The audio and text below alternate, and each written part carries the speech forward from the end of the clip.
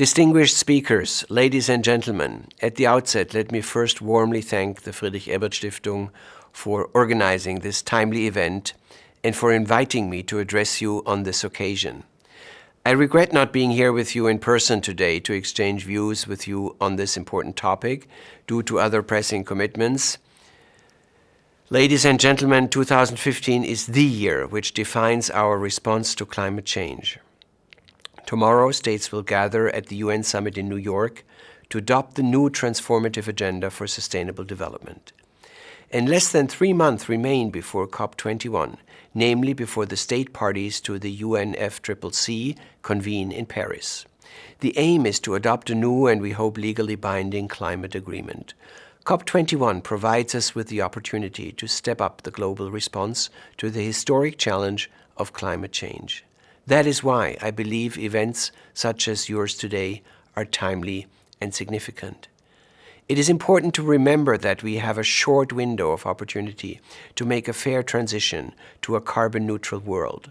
We must, however, be mindful of the fact that human rights can often fall victim to climate change concerns. In view of COP21, our duty as the Human Rights Council is to ensure the explicit recognition that human rights must help shape our solutions to this challenge. And to this end, we must work towards including strong and effective language on human rights in the climate agreement in Paris.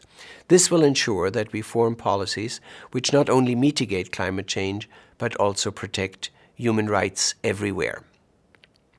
One means to achieve this is through the strengthening of the agreement itself. Our current international goal consists of not surpassing the 2 degrees of increase in global temperatures.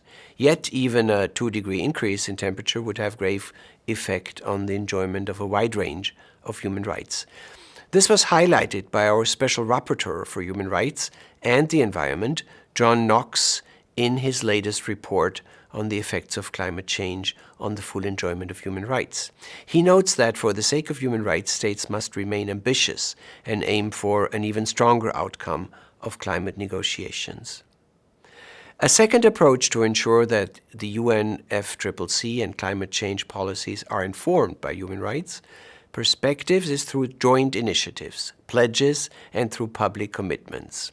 One important such initiative is the Geneva Pledge for Human Rights in Climate Action of February 2015. The Geneva Pledge has been adopted by 20 states, including Germany, and represents a commitment to enable meaningful collaboration between national climate and human rights experts. Thirdly, a further means to work towards the inclusion of human rights language in the climate agreement is by continuing to highlight the links between climate change and human rights through HRC resolutions. On this front, our HRC has done a lot over the years. Historically, it has been concerned with the challenge of climate change already quite early in its work, namely since the first resolution on the topic, 7/23, which was adopted in 2008. From that time onwards, the Council has been consistently seized with the issue, in particular with regard to vulnerable groups. For example, HRC Resolution 26/27 and relevant reports of OHCHR stress that it is vulnerable groups that most acutely feel the negative impact of climate change. Those living in extreme poverty, migrants, women and children, people with disabilities, older persons, and many others. At the international level, this is the case with regard to climate vulnerable states. The 2009 report of the Office of the High Commissioner for Human Rights revealed that 98% of the people affected by climate disasters live in developing countries. Particularly affected are small island developing states, the so-called SIDS, and least developed countries, the LDCs. To highlight the challenges SIDS are faced with, we had the honor of listening to the Prime Minister of Tuvalu, as well as to the President of Kiribati, who addressed the Council at our 28th session this March. They provided us with a powerful first-hand account from the front lines of the climate change battle, and they also spoke about the difficulties that these states increasingly face.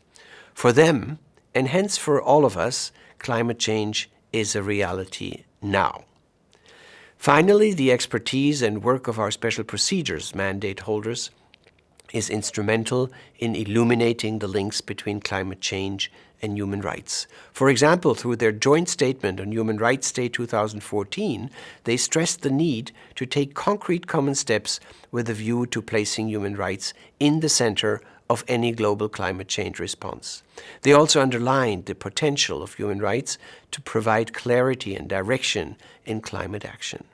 Human rights can namely help us better recognize the links between local causes and distant effects. Because regardless of where the effects of climate change are felt in the world, the suffering of individuals is the same. We are all affected by the indiscriminate nature of climate change disasters. So let us underline and focus on how much we have in common when it comes to the urgency of climate change and the protection of human rights. Adopting a strong climate agreement in Paris with effective human rights language is our shared concern. We do it for our children, our grandchildren, and their future. I thank you, and I wish you all a very successful event and fruitful discussions.